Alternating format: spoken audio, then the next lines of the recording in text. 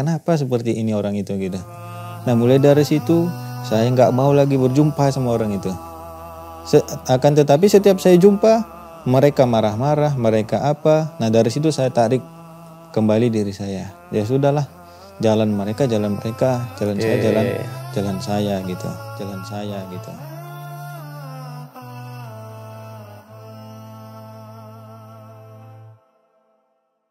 Gimana kalau saya buat pondok sendiri gitu? Yang dimana tujuannya di awal buat pondok online yang bertujuan menarik peserta, menarik orang untuk tiba nanti yang tujuan kami ingin membuat pondok yang asli gitu. Itulah ketika kami buat Darul Hadis itu mulai banyak program-programnya seperti program ilmu syar'i, program hafalan hadis, program tahfiz, tahsin dan berbagai program yang lain.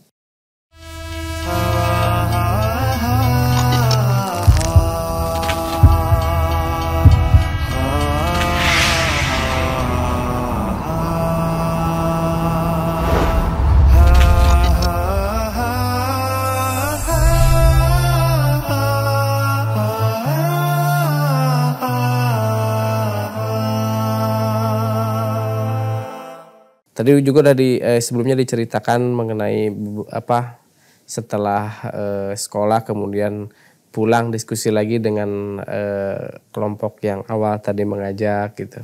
Nah kira-kira tantangan-tantangan atau tarik ulur segala macam gitu, mungkin bisa diceritakan nih lagi. Tantangan yang saya jalani ya ketika saya memilih jalan yang ketiga tersebut. Nah setelah saya kembali di semester 3 itu kan ada liburan, kembali ke kampung.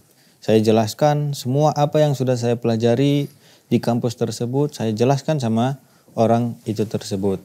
Atau disebut dengan iqamatul hujjah. Kita sampaikan hujjah-hujjah kita semua sama mereka. Akan tetapi mereka tetap saja menolak dan tetap kokoh atas pemikiran-pemikiran mereka tersebut. Nah dari situ saya berpikir mereka kok seperti ini, dan pada saat itu saya mulai jaga jarak sama mereka, sama mereka. Itu setelah semester 3 dan tiba di semester 4 itu saya nggak pulang ke rumah. Di semester 5 baru pulang ke rumah dan mungkin di situ paling besarnya gejolak. Ada teman yang sama-sama berjuang dulu gitu. Di jalan yang pertama itu sama-sama berjuang, jalan sama, akrab, tidur sama, ngobrol sama, makan sama. Dia menjauh sama saya gitu. Dia menjauh, asal jumpa, saya chat, telepon. Ayolah biasa kita makan-makan.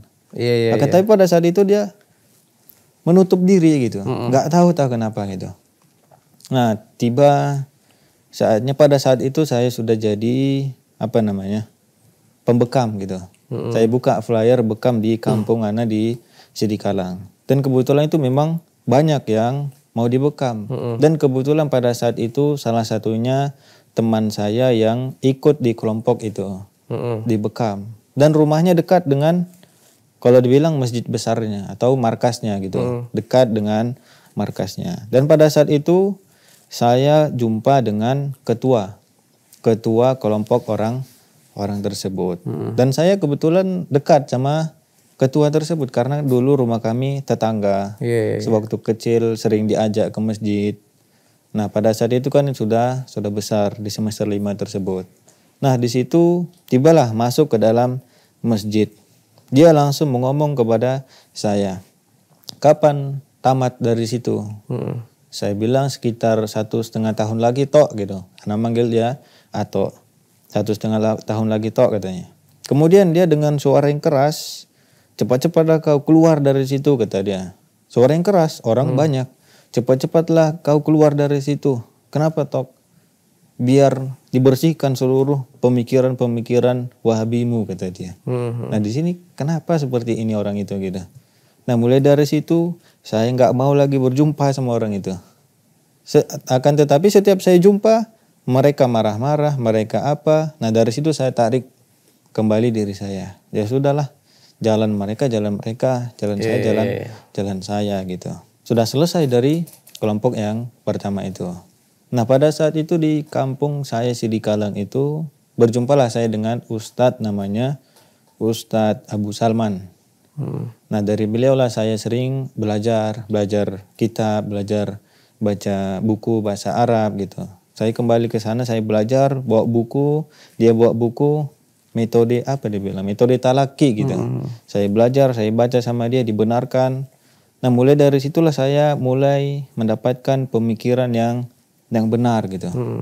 Mulai mendapatkan pemikiran yang benar. Sudah tahu arah agama ini mau dibawa kemana gitu. Iya. Alhamdulillah ya. Alhamdulillah, Dari keluarga gimana tuh? Itu kan dari orang-orang sekitar tadi ya. Dari keluarga? Kalau dari keluarga, semenjak saya di jalan yang ketiga ini, mereka sudah tenang, tidak ada permasalahan. Tidak ada permasalahan. Seperti misalnya pernah ketika kumpul keluarga, dan pada saat itu mereka tahu kalau bisa dibilang itu si Ilham, anaknya kan dipanggil Ilham di sana, itu si Ilham dari pesantren. Cobalah pimpin doa kata dia. Nah pada saat itu salah seorang dari keluarga membela anak gitu. Oh dia nggak bisa, udah beda gitu. Akan tetapi tidak ada percekcokan di situ gitu. Jadi perbedaannya ya udah beda tapi nggak jadi masalah. Nggak jadi masalah, sudah sama-sama paham gitulah. Udah beda acaranya, mungkin seperti itu. Iya. Sudah beda. Tetapi tidak ada percekcokan, sama seperti sebelumnya gitu. Alhamdulillah ya dari keluarga nggak mempermasalahkan itu ya. Tidak ada mempermasalahkan. Jadi kan udah beli kuliku, kemudian hantaman terbesar di semester 5, bahkan itu dengan orang terdekat ya. Dengan orang terdekat. Jadi kan sekarang udah banyak yang dilalui nih. Tadi di awal disebutkan membangun ma'had online ya. Ya. Nah mungkin ini bisa jadi inspirasi juga bagi teman-teman yang tentunya ingin memberikan manfaat lebih kepada orang lain. Itu awalnya gimana tuh? Awalnya apa? Kemarin setelah saya tamat dari Stay As-Sunnah, itu ada namanya pengabdian yang wajib. Dan pada saat itu saya dipilih sebagai dai di nama kampungnya Cingkes. Kalau dibilang dekat dari Brastagi. Iya. Sekitar 40 menit. Nah disitulah saya menjadi dai selama 1 tahun. Nah di perjalanan 1 tahun tersebut kita ada tuntutan kerja gitu, 8 jam 1 hari. Dan saya pada saat itu bingung apa yang mau dilakukan di kampung itu. Di pagi hari mereka seluruhnya ke ladang, bekerja ya. Siang kerja, sore sampai rumah bersih-bersih, kecapean, istirahat, dan maghrib istirahat, makan malam, ba'da isya mereka pun istirahat karena sudah capek bekerja dari pagi sampai siang. Iya. Nah situ saya bingung. Sedangkan tuntutan kerja tersebut 8 jam. Iya. Nah saya bingung apa nih mau dilakukan 8 jam. Mereka kondisinya seperti itu. Nah inisiatif saya buat ada namanya kerja abro jawal atau kerja online gitulah. Iya. Ada sekitar dikasih waktu setengah jam. Dan pada saat itu saya tanya sama musyrif dahulu. Musyrif dahulu saya tanya, Ustadz ini kondisi tempat saya seperti ini. Gimana kalau saya buat perbanyak kegiatan-kegiatan online? Ya udah nggak apa-apa, silahkan. Jadi merekrut banyak orang di mana-mana gitu ya. Jadi setelah itu dikasih izin, saya buka. Pertama kali namanya saya buat Rukun, Rumah Al-Quran Online. Nah itu pertama kali. Itu program yang pertama saya buat itu adalah program tahfiz. Tahfiz yang dimana targetnya setengah juz selama 1 bulan. Dan itu alhamdulillah berjalan lama. Mereka menghafal pun cepat, mereka pun semangat. Dan mungkin metode yang saya buat kemarin sewaktu pelajaran online itu, tahfiz online itu, saya kalau dibilang bisa ngedit sedikit lah gitu. Ngedit dari ada laptop saya gunakan untuk yang bermanfaat gitulah. Kemudian saya edit, saya buat flyernya prestasi si fulan gitu. Nah mulai dari situ makin banyak yang mendaftar. Gimana itu cara? dari mananya tuh yang daftar tuh? Yang mendaftar dari banyak, dari berbagai. Bahkan sekarang Paling jauh? paling jauh dari Singapura. Oh, luar negeri juga ya. Ada luar negeri sudah. Tapi Singapura orang Indonesia apa Singapura Orang asli sana. Oh, Bahasanya bahasa Melayu. Melayu ya. Ha, asli di sana. Itu setelah dirubah nama menjadi Darul Hadis Al-Latifiyah. Heeh. Nah, setelah namanya Rukun, saya rubah namanya. Orang sana buka pondok, gitu. Teman-teman gitu. Teman-teman sana sudah masuk pondok. Gimana kalau saya buat pondok sendiri gitu. Iya. Yang dimana tujuannya di awal buat pondok online. Yang bertujuan menarik peserta, menarik orang untuk tiba nanti yang tujuan kami ingin membuat pondok yang asli gitu. Itulah ketika kami buat Darul Hadis, itu mulai banyak program-programnya. Seperti program ilmu syar'i, program hafalan hadis, program tahfiz, tahsin, dan berbagai program yang lain. Itu sekarang berapa orang peserta? Sekarang sekitar 120 ada pesertanya. Usia? Usia random. Oh, gitu. Ada yang 47 tahun. Ini kemarin baru-baru ada yang umur 47 tahun, dia sudah hafal juz 30. Masya Allah. Dalam waktu 3 bulan setengah. Periodenya gimana tuh? Periodenya, targetnya. Kalau misalnya target kami. Misalkan enggak periode pendaftaran misalkan. Ya, Dibuka setiap bulan ini atau gimana? Ada. Nah, kalau misalnya pendaftaran tergantung pengajar. Kalau misalnya pengajarnya banyak, kita buka lagi, cari peserta gitu. Jadi target satu pengajar itu sekitar 15 peserta.